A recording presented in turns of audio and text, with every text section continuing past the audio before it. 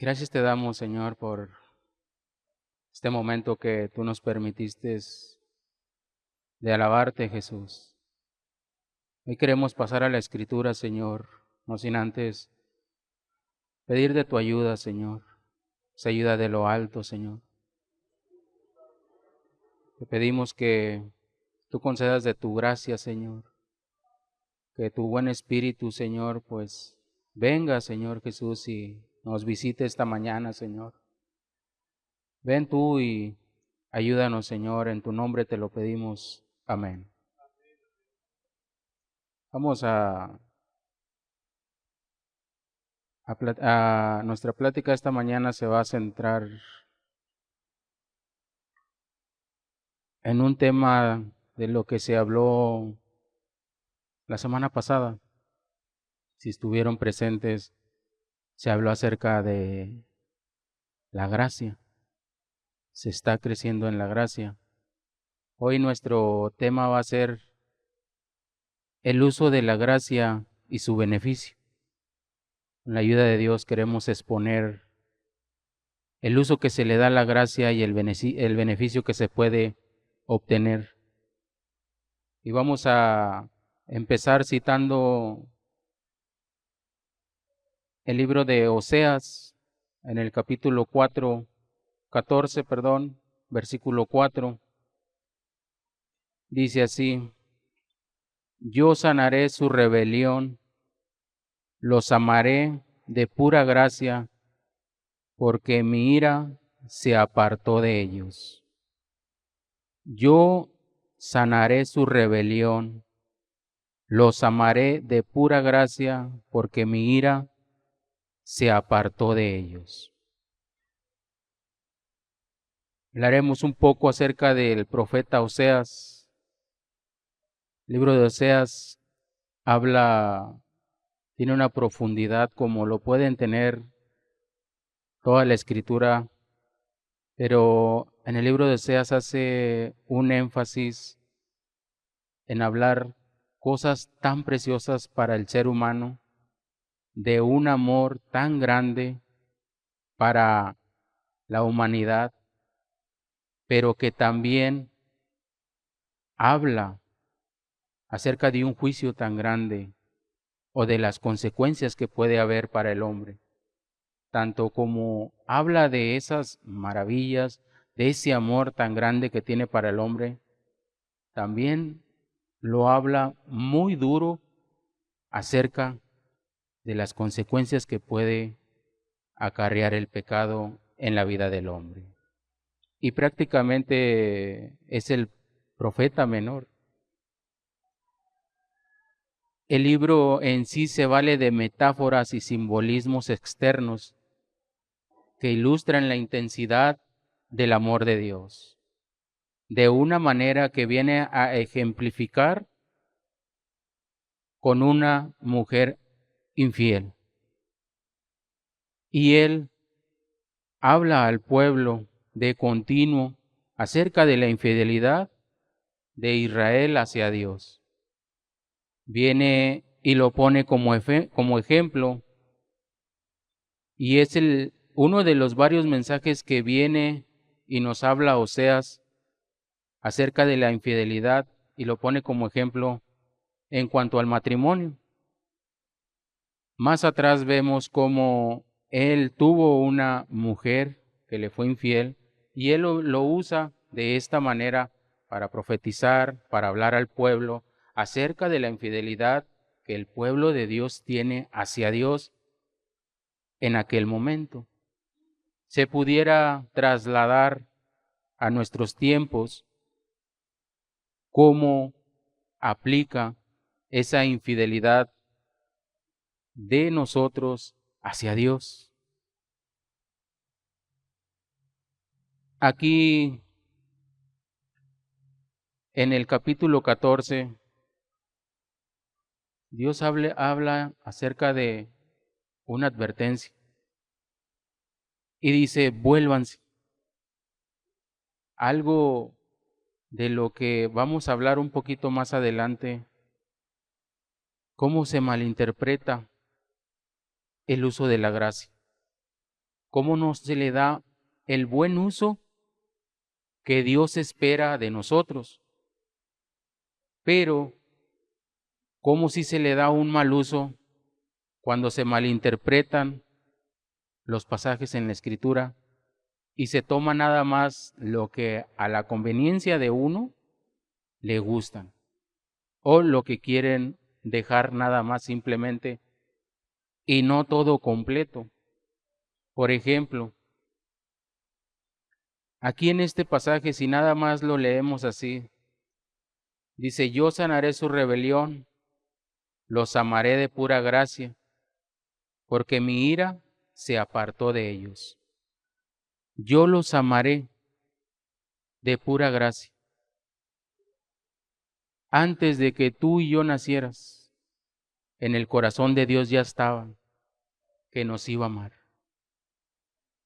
Pero muchas de las veces ahí es donde se malinterpreta y no se entiende del todo. Piensan que porque Dios nos ama, también va a amar nuestros pecados o la manera en la cual nosotros nos conducimos, en la manera en la cual uno viene a Cristo. Viene, ¿y cómo es que viene el hombre? Teniendo esa mentalidad. Mucho se da en el ámbito religioso. Y esto, la idea es que tú no estés errando y estés caminando en una falsa gracia, pensando que porque estás viniendo, que porque tú estás dejando cosas que a lo mejor estás entendiendo, pero no del todo, vas a tener la gracia y pensar que estás viviendo bajo esa gracia. Con la ayuda de Dios, vamos a ver realmente qué es vivir bajo la gracia de Dios, dándole un buen uso. Oseas se enseñó acerca del Señor también y lo puso como un ejemplo, como un médico que cura, como un jardinero que nutre su viña y como un pastor que cuida de su rebaño. Si vemos cómo Oseas ocupó varios ejemplos para ilustrar al pueblo y para que no haya excusas. Aún en nuestros tiempos Dios tiene ese cuidado de traernos el mensaje domingo a domingo y teniendo cuidado de que ninguno se quede sin recibir el mensaje de Dios, la palabra de Dios. La gracia es entendida como el favor inmerecido de parte de un ser supremo a otro inferior, que en este caso viene a ser Dios. Amar al pecador y no desea su muerte, sino su conversión y su vida. Y esto es una gran diferencia. Dios sí, exactamente, ama al pecador, pero Él desea su vida con el propósito de que sea salvo. No lo va a amar estando viviendo en sus pecados. No, el propósito es que lo está amando, pero para que venga el conocimiento de la verdad de Dios. ¿Y cómo se va a llegar al conocimiento de la verdad de Dios? Pues a través de los medios de gracia, a través del manual que Dios nos ha dejado, que es la Escritura, a través de las enseñanzas, simplemente disponer tu corazón y escucharás lo que Dios tiene para ti. No puede hablarle lo mismo a todos. Cada quien tiene su parte, la palabra para cada uno. ¿Por qué? Las necesidades son muy diferentes. Te daré un ejemplo de cómo se hace un mal uso acerca de la gracia. Hace meses, un compañero de trabajo, estábamos trabajando y de repente él empezó a platicarme, ¿verdad? De las cosas de Dios. De repente, pues me pareció importante la plática, nos sentamos, platicamos un rato y él empezó a predicarme, a decirme pasajes de la Escritura, mira el amor de Dios, muchas cosas. Y a lo que yo simplemente le pregunté con amor y con respeto, le digo, ¿y si yo quiero seguir a Dios, pero estoy batallando con ciertas cosas, con pecados que no puedo dejar? ¿Cómo le podría hacer? Él me dice, es que solamente tú acepta a Cristo, lo demás lo irá haciendo Dios poco a poco, es como un proceso. ¿Qué pensaría uno si tú has tenido la luz, si se te ha predicado?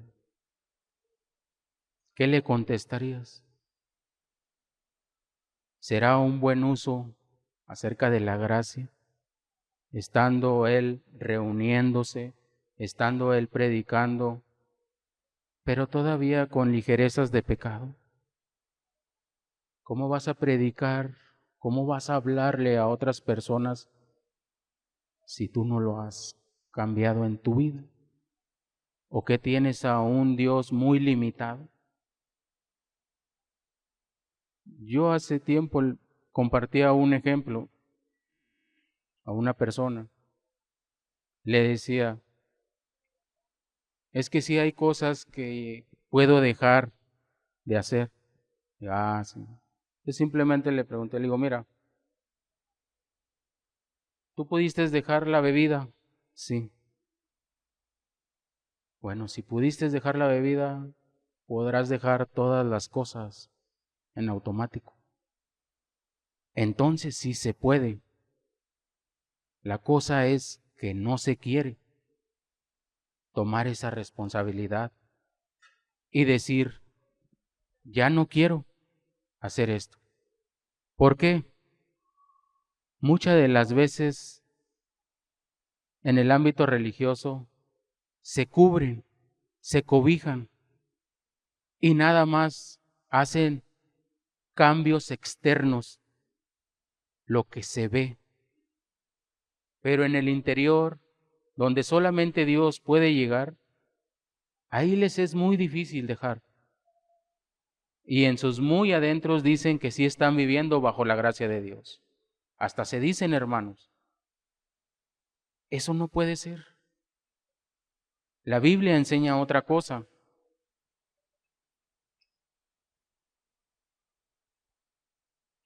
El mal uso de la gracia es cada vez más popular hoy en día. ¿Cuántos de los aquí presentes no vemos tanto movimiento que hay? Tanto homosexualismo, tantas mujeres que se meten con mujeres. Ahora ya sacando muchas cosas.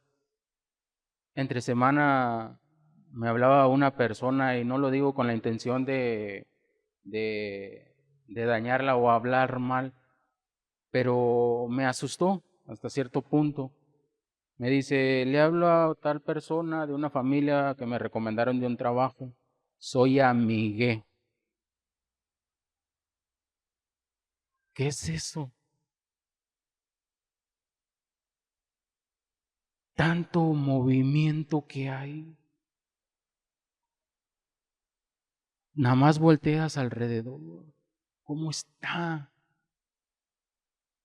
¿Y cómo siguen y piensan y tienen esos consuelos y esas falsas esperanzas diciendo que están bajo la gracia de Dios, haciendo sus propias doctrinas, haciendo sus propias enseñanzas? ¿Cómo? Quitando todo y poniendo sus propias enseñanzas. ¿Y qué dice la Escritura? Hay de aquel quien le quite y le ponga. Es algo muy serio la Sagrada Escritura. No es algo de un juego, no es algo de que hoy me siento bien y voy a hacer esto. Hoy voy a reunirme con tal grupo. No, las cosas de Dios son muy claras y no hay confusión en cuanto a eso. Simplemente se sienten a gusto. Hace días platicaba con una persona y estos ejemplos que te estoy poniendo son para ver la realidad allá afuera. En las cárceles platicaba con una persona y decía, hace tiempo en el penal del Topo Chico, ahí sí estaban separados los homosexuales de los hombres. Dice, ahorita no, ahorita están juntos. Y luego lo más sorprendente que decía, dice, ya hasta ahí mismo tienen sus parejas, las personas que ya tienen como que dictado su sentencia y ya saben que no van a salir, que ya no les queda de otra. Y simplemente, ¿qué buscan? Compañía, sentirse queridos, amados por alguien. Qué triste. Hasta dónde se ha llegado y el alcance que tiene vivir en una falsa gracia y darle un mal uso. Se está distorsionando la doctrina bíblica de la gracia. Es algo muy tremendo que está hoy en nuestros días. No debe de alarmarnos porque es lo que se está viviendo. Simplemente visita una cárcel, visita un hospital, te darás cuenta de la grande necesidad que hay de Dios, que es mucha. Hablar de una gracia que no pone límites a la conducta de las personas es convertir la gracia de Dios en libertinaje, querer lo que quieren, querer hacer lo que quieren, a su antojo, a su manera. Si bien es cierto que el cristiano bajo la gracia tiene libertad, es cierto, hay libertad en Cristo, claro que sí la hay. Pero Pedro dice, libertad pero no para pecar.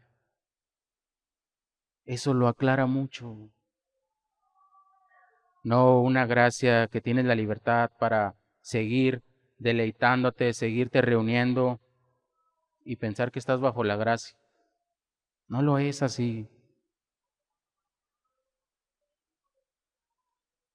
También es cierto que la libertad tiene límites porque los mandamientos lo determinan de esa manera. El uso que Dios da a la gracia es haciendo un llamado a volverse de su pecado al pueblo de Israel. Ese es el uso que Dios le da a esa gracia. Aunque sus pecados eran la causa de su caída, todavía Dios les daba una esperanza. Y le cita este pasaje, yo sanaré su rebelión, los amaré de pura gracia, porque mi ira se apartó de ellos. ¿Cuántas personas no has conocido que dicen o de su boca sale, cómo esta persona cambió? ¿Cómo es que Dios la perdonó? Si era de lo más vil, ¿cómo puede Dios hacer eso? No hayas palabras. Pero aquí está una respuesta. Cuando atiendes a lo que Dios dice, a volverte a Él, entonces sí podrás tomar esa palabra. Yo sanaré su rebelión y los amaré de pura gracia. Dice aquí, los amaré de pura gracia porque mi ira se apartó de ellos. ¿Qué no dice la Escritura que Dios está airado con el impío todos los días? ¿No lo dice de esa manera? Dios está airado contra el impío todos los días. ¿Se estará equivocando aquí Dios? Claro que no. Cuando una persona se arrepiente, cree a Dios, Dios empieza a obrar en la vida de la persona y la ira se aparta de esa persona y viene a amarlos de pura gracia, de ese favor inmerecido que no merece la humanidad por lo que ha hecho con la vida de uno. Es un amor tan grande que no nos podemos imaginar esa grandeza de su amor. Te daré un ejemplo de un amor como aquí en la tierra uno puede tener en de aquí mismo. Uno puede amar a una persona o puede sentir amor hacia alguien en particular, hacia un amigo, a alguien. Pero el amor de Dios es totalmente distinto. ¿Por qué? Porque el amor que el hombre puede ofrecer a otra persona es condicionado. ¿Por qué? Es condicionado porque espera algo a cambio, siempre. Aunque no lo pienses, pero es algo que por naturaleza así es siempre. Pero el amor de Dios no. El amor de Dios es totalmente incondicional. Y dice aquí, y yo los amaré de pura gracia, un amor incondicional. El más insignificante de todos los pueblos era cómo se encontraba Israel, débil y miserable, nación que no lo buscaba. Pongámonos a pensar ahorita un poco. La gente busca a Dios, busca realmente a Dios. Creo que se puede obtener la respuesta muy pronto y la sabemos y la tenemos muy clara que no lo es así. La gente está así como en aquel entonces, débil, miserable, viviendo en su mundo, en sus cosas, y en el último, en el rincón de su corazón, está Dios, como un amuleto, que para cuando tengo una necesidad, ahí voy y lo agarro. Qué triste, ¿no? Pero es la realidad de muchos hoy en día, y no debería de serlo así. Mas todos los motivos que Dios tenía para amarnos se encontraban en lo profundo de su corazón. Él no preguntó, Él simplemente dijo, yo los amaré de pura gracia. No es algo que tú quieras, no, Él ya te amó, Él ya desde mucho tiempo atrás, con el grande ejemplo que Él nos dio, dando su vida por cada uno de nosotros. Una escritora estadounidense describía algo acerca del amor de Dios. Decía, todo el amor paterno que se haya transmitido de generación a generación por medio de los corazones humanos, todos los manantiales de ternura que se hayan abierto en las almas de los hombres, son tan solo como una gota del ilimitado océano cuando se compara con el amor infinito e inagotable de Dios. La lengua no lo puede expresar, la pluma no acabaría de describir tan grande amor. Qué preciosas palabras. Y esto había en el corazón de Dios para la humanidad. ¿Y la humanidad cómo está para con Dios?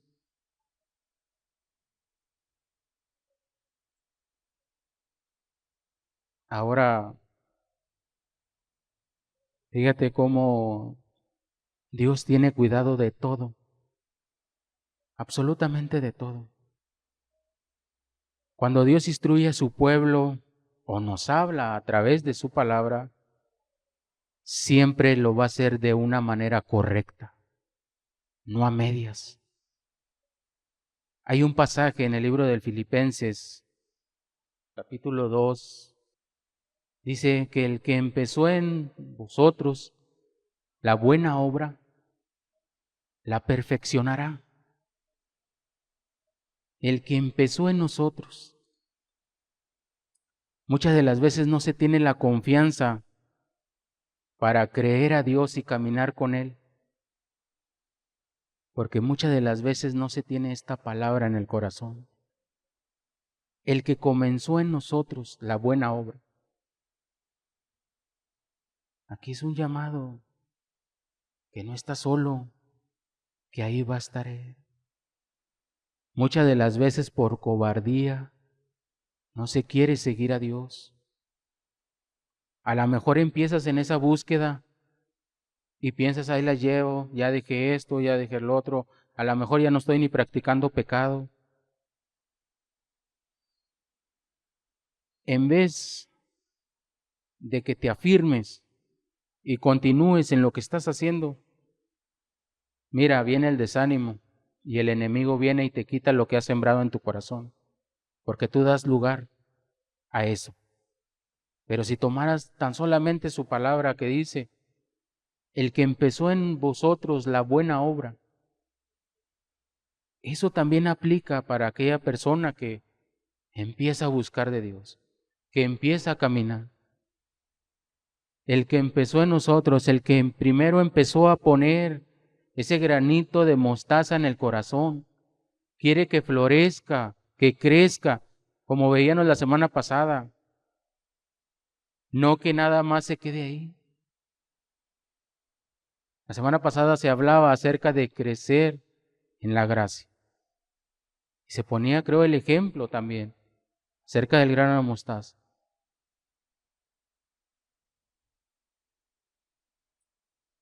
Fíjate, vamos a citar un pasaje en segunda de Timoteo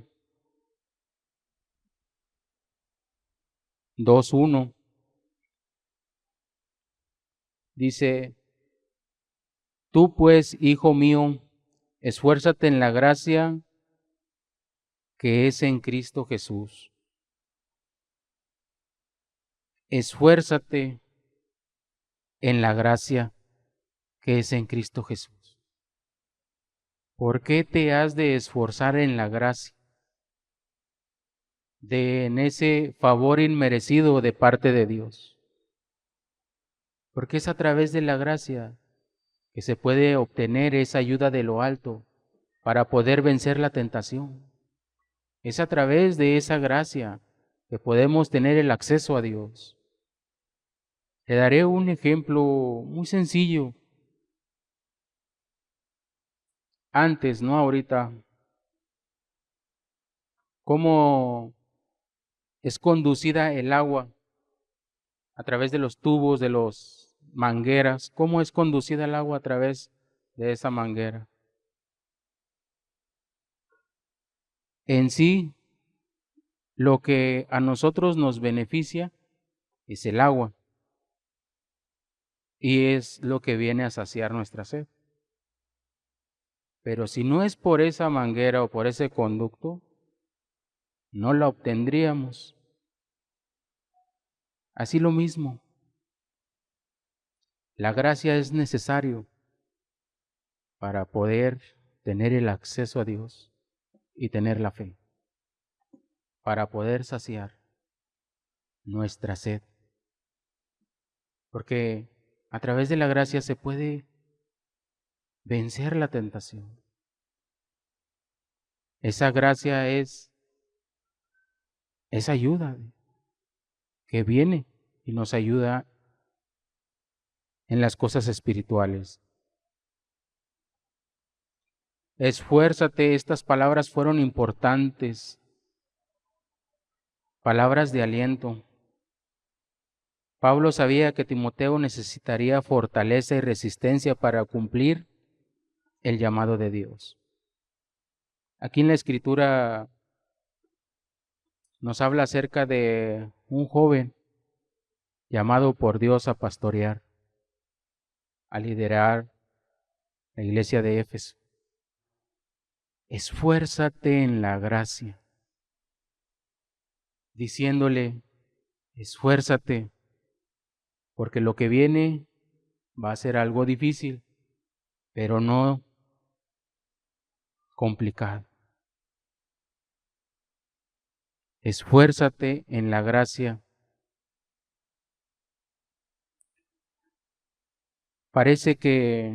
Pareciera ser que Timoteo era tímido por naturaleza y se desalentaba con facilidad, según algunos teólogos, escritores, que es lo que describen.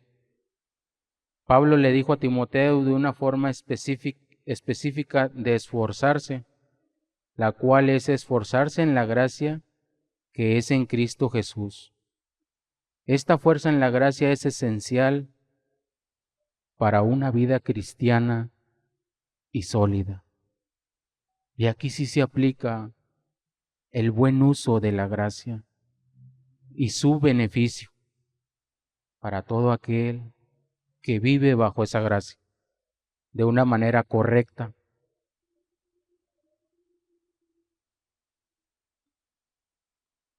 Aquí la gracia tiene su significado teológico más simple, se define como la ayuda divina, el regalo inmerecido de auxilio que viene de Dios. Pablo sabía lo que era recibir la gracia. Él en una ocasión, Jesús le dijo, bástate mi gracia, que mi poder se perfecciona en la debilidad. Mi gracia va a ser suficiente, con eso que te baste. Por eso tenía tan claro lo que le aconsejaba a Timoteo. Esfuérzate en la gracia. ¿Te puedes imaginar si a Timoteo se le dijo 25 veces? ¿Cuántas veces Dios no nos ha hablado? Yo creo sería más de 25 veces. Nosotros que no tenemos ese llamado de Dios que a Timoteo sí se lo dio Dios. Creo que son muchas las advertencias que Dios nos da, nos enseña. Y aquí, esfuérzate en la gracia. Vamos a ver un pasaje en el libro de Juan 1:16.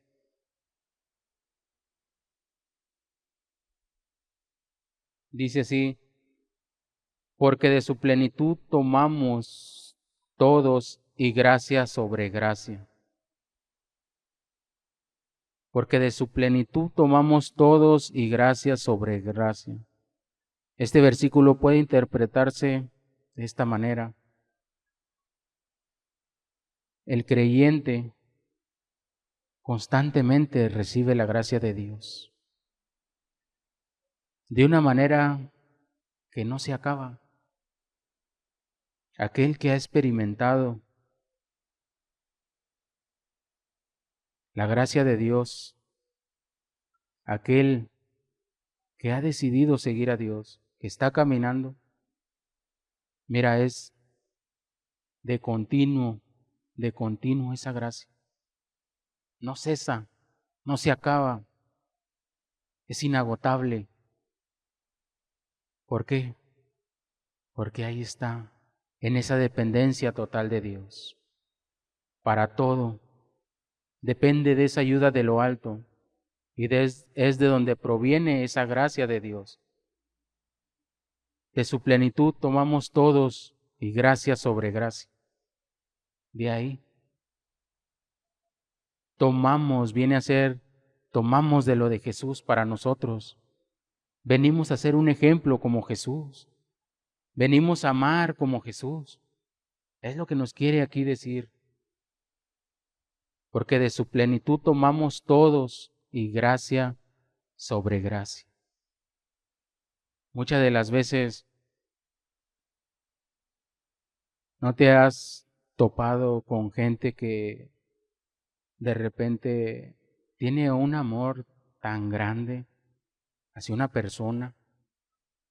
Y lo digo aquí ya aclarando, de una persona convertida. Esa sí persona ya tiene ese amor incondicional. ¿No lo has visto cómo tiene ese amor por esa persona? Que lo sirve, que lo ama, que va y lo visita, que se esmera por, si Dios puso algo en el corazón para poderlo servir, para poderlo amar. Y dices, ¿cómo a veces el comentario de la gente, cómo es que tiene ese amor para con esa persona? No ve cómo es, no ve cómo lo trata, no ve cómo vive su vida y aún así todavía viene y lo provee cosas o lo ayuda de tal manera que no se entiende. Simplemente es el amor incondicional de Dios en esa persona, porque esa persona toma de esa gracia, de su plenitud, de la plenitud de Cristo en la persona, para amar y bendecir al prójimo. Si no se tiene esto, se está viviendo en una falsa gracia. ¿Por qué? Porque no puedes estar sirviendo a dos señores. No puedes estar viviendo en el pecado y abrazando la gracia de Dios. Porque en Dios no hay confusión para lo que Él ha escrito, lo que Él ha determinado.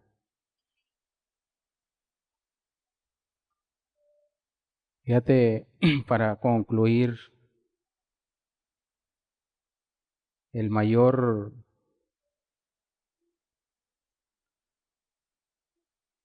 beneficio que se pueda tener de la gracia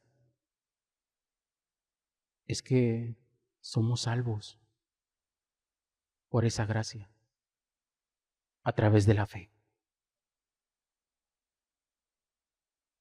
¿Te puedes imaginar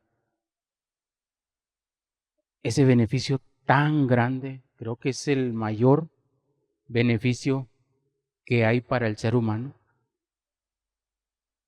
Dice la Escritura, por gracia sois salvos por medio de la fe. Y esto no es de nosotros, dice ahí Pablo, para que no crea uno que es por lo que tú haces o por lo que tú llegaras a creer hacer. No, es por ese favor inmerecido. Fíjate qué beneficio tan grande.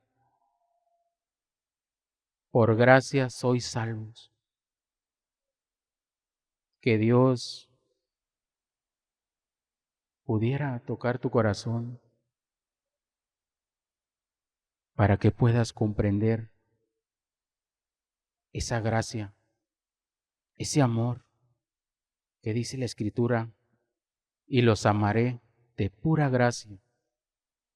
Espero y haya quedado claro lo que es la gracia para el hombre y el beneficio tan grande que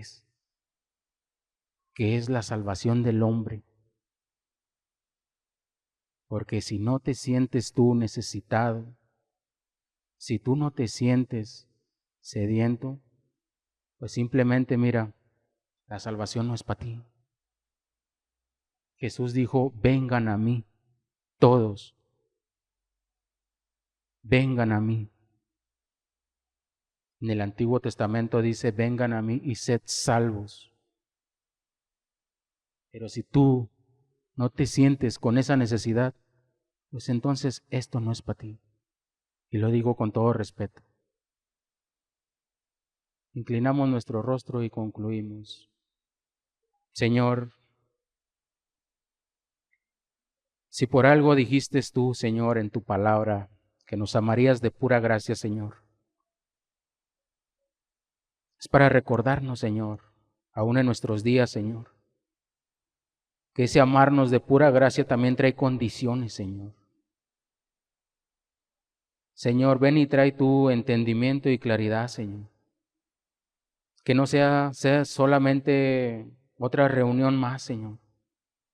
Que tu buen espíritu pueda tocar los corazones, Señor. Ven y trae tu claridad en cuanto a la gracia, Señor Jesús. Aún tú, pues sígueles hablando, Señor, en sus casas, en sus vidas, Señor, cuando abran su palabra, Señor. Que tu palabra dice, Señor, que por gracia sois salvos. Que se pueda entender esa gracia, Señor, y tus condiciones. En tu nombre, Señor Jesús, te damos las gracias por estar en medio de nosotros, Señor Jesús. Amén.